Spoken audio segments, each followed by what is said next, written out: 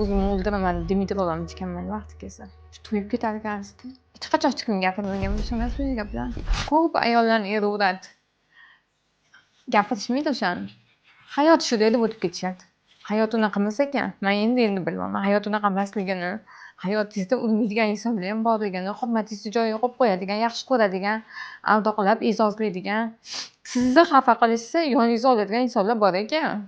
Unaqa insonlar ham bor ekan. Hammani oldida jerkib tashlab, kamsitib, yerga urib, bir kuni qish, qor yog'yapti.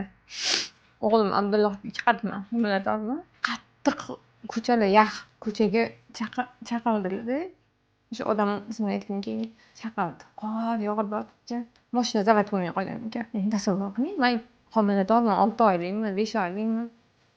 Mashinani itarib, Jigulimi, Deslomimi, og'ir mashina. Itarolmay kuchim yetmayapti. Hammasini bo'lib ozg'in bo'lganman. 50 kilomi, 45 kilolik bo'lganman. Itarolmay kuchim yetmayapti. Mashinadan tushganimda o'sha urib ketgan. Homiladorman. Urganda mashina boshingizga qarab uradi.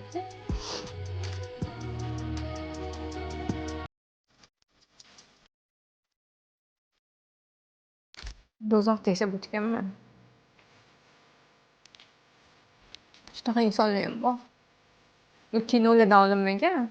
Real hayotda bor insonlar. Men bu gaplarni gapirishdan maqsadim menga bugun achinsin emas. Chidamasdan ayollar. Nima chidash kerak? Erkak kishini nima haqqi bor urishga? Siz u bugun ursa chidaysizmi? Siz chidamaysiz. Siz o'zingizni xafa ham qildirib qo'ymaysiz. Nimaga ayollar o'zini xafa qildirish kerak? Aman sodda bo'lganman, hayot shunaqa ekan deb o'tib ketaverganman-da. Chidashim kerak. Ota-onam yuzini yerga qaratib qo'ymay, chidayman deb chidaverganman.